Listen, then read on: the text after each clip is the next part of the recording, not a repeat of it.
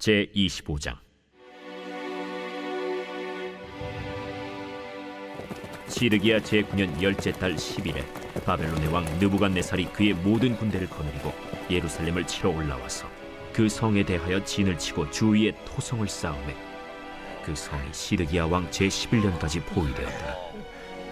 그해 넷째 달 9일에 성중에 기근이 심하여 그 땅 백성의 양식이 떨어졌더라.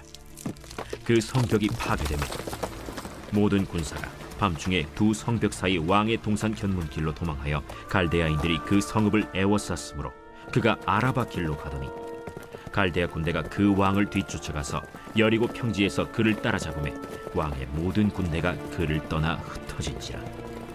그들이 왕을 사로잡아 그를 림나에 있는 바벨론 왕에게로 끌고 가매 그들이 그를 심문하니라. 그들이 시드기야의 아들들을 그의 눈앞에서 죽이고 시드기야의 두 눈을 빼고 놋사슬로 그를 결박하여 바벨론으로 끌고 갔더라. 바벨론 왕 느부갓네살의 19째 해 5월 7일에 바벨론 왕의 신복 시위대장 느부사라단이 예루살렘에 이르러 여호와의 성전과 왕궁을 불사르고 예루살렘의 모든 집을 귀인의 집까지 불살랐으며 시위대장에게 속한 갈대아 온 군대가 예루살렘 주위의 성벽을 헐었으며 성중에 남아있는 백성과 바벨론 왕에게 항복한 자들과 무리 중 남은 자는 시위대장 느부사라단이 모두 사로잡아가고 시위대장이 그 땅에 비천한 자를 남겨두어 포도원을 다스리는 자와 농부가 되게 하였더라. 갈대아 사람이 또 여호와의 성전의 두 놋기둥과 받침들과 여호와의 성전의 놋바다를 깨뜨려 그 놋을 바벨론으로 가져가고 또 가마들과 부삽들과 부집개들과 숟가락들과 섬길 때에 쓰는 모든 놋그릇을 다 가져갔으며 시위대장이 또 불옮기는 그릇들과 주발들 곧 금으로 만든 것이나 은으로 만든 것이나 모두 가져갔으며 또 솔로몬이 여호와의 성전을 위하여 만든 두 기둥과 한 바다와 받침들을 가져갔는데 이 모든 기구의 놋무게를 헤아릴 수 없었으니 그 한 기둥은 높이가 18규빗이요 그 꼭대기에 놋머리가 있어 높이가 3규빗이요 그 머리에 둘린 그물과 석류가 다 놋이라. 다른 기둥의 장식과 그물도 이와 같았더라. 시위대장이 대제사장 스라야와 부제사장 스바냐와 성전 문지기 3사람을 사로잡고 또 성중에서 사람을 사로잡았으니 곧 군사를 거느린 내시 1사람과 또 성중에서 만난 바 왕의 시중 5사람과 백성을 징집하는 장관의 서기관 1사람과 성중에서 만난 바 백성 60명이라. 시위대장 느부사라단이 그들을 사로잡아 가지고 림나 바벨론 왕에게 나아가매 바벨론 왕이 하마 땅 림나에서 다 쳐 죽였더라. 이와 같이 유다가 사로잡혀 본토에서 떠났더라. 유다 땅에 머물러 있는 백성은 곧 바벨론 왕 느부갓네살이 남긴 자라. 왕이 사반의 손자 아히감의 아들 그달리아가 관할하게 하였더라.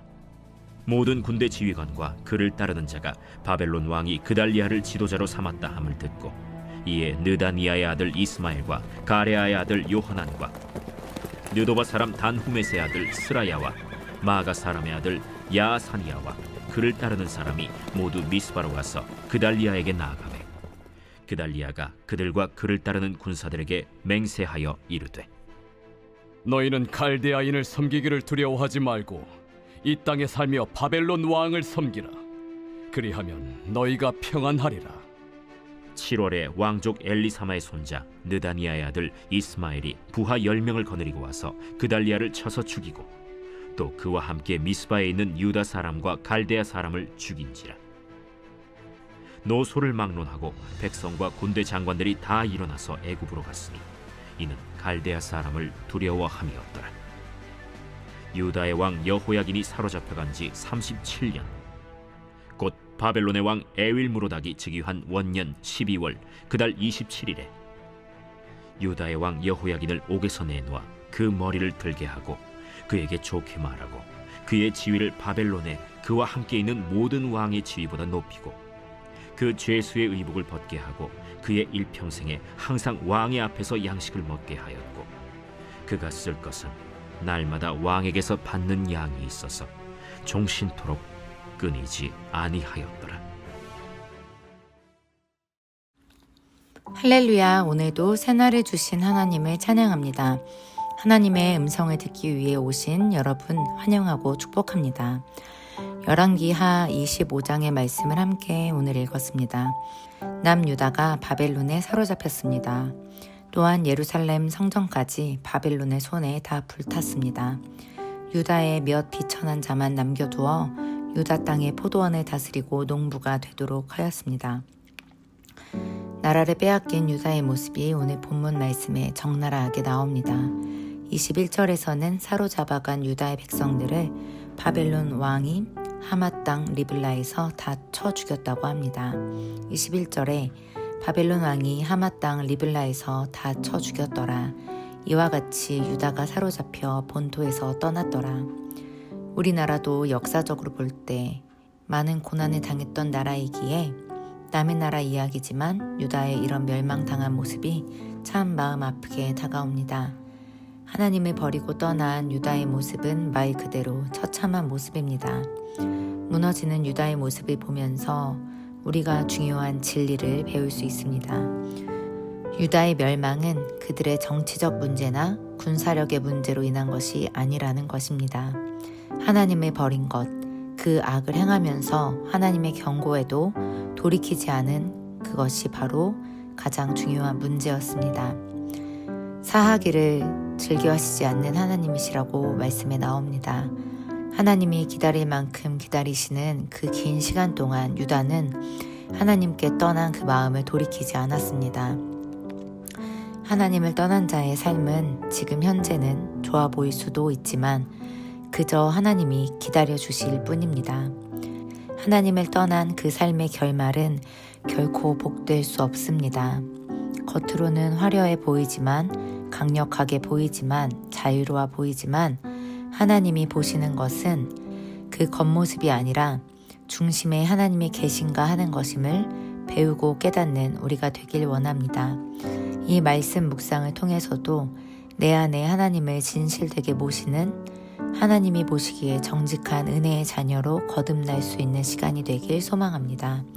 오늘 읽은 이 열왕기하 25장이 열왕기 상하의 마지막 장입니다. 이 이스라엘과 유다의 모든 왕과 하나님에 대한 역사가 담겨 있습니다. 내용으로 보면 열왕기하의 결말은 그래도 이스라엘보다는 하나님께 정직히 행했던 유다, 이 유다의 멸망으로 끝나기 때문에 비통한 결말로 보일 수 있습니다. 그러나 하나님께서는 유다와 이스라엘의 결말을 그저 비통한 결말으로만 끝내시지 않았습니다. 하나님께서는 새로운 소망을 이 책의 마지막 절에 보여주십니다. 바로 바벨론에 잡혀가 두 눈이 뽑히고 옥에 들어갔던 여호야긴 왕이 옥에서 나오게 되는 것입니다. 바벨론의 왕 에윌브로닥이 그를 석방하고 그에게 좋게 말했다고 합니다.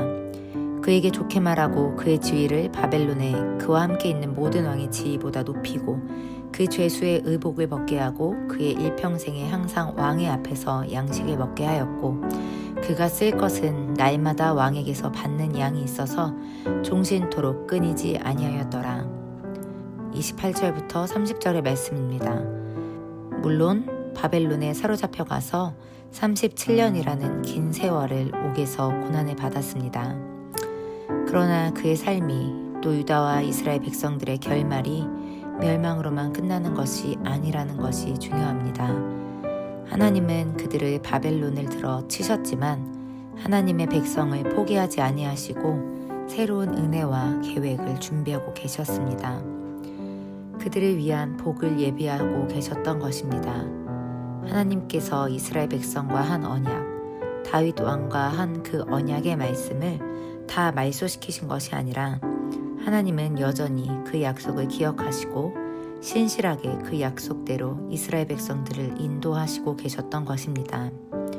우리의 삶에도 마치 여호야긴 왕이 37년의 고통을 옥에서 당한 것처럼 기나긴 고통 속에 있는 어려움을 겪을 때가 있습니다. 우리는 이 긴 터널 같은 어두움이 내 삶에서 끝나지 않을 것 같은 두려움을 느끼기도 합니다. 암울한 나의 미래밖에 그려지지 않아 좌절과 낙심이 될 때도 많이 있습니다. 하루하루 버틸 힘이 없지만 그래도 꾸역꾸역 그저 살아내고 있는 분도 계실 것입니다. 그러나 오늘 말씀을 통해서 우리는 하나님이 우리의 고통스러운 삶이 언젠가는 끝이 나도록 하나님은 우리의 삶을 통한 하나님의 계획을 가지고 계심을 믿는 믿음이 생기길 간절히 기도합니다. 나의 상황만을 바라보면 소망을 갖기 어려울 수 있지만 나의 환경이 아니라 신실하신 나의 아버지 하나님을 바라보기 원합니다. 그분이 가진 내 지혜로는 절대 상상하기도 어려운 하나님의 계획을 기대하고 소망하면 믿음으로 이 긴 터널 같은 시간들도 잘 이겨낼 수 있을 것입니다.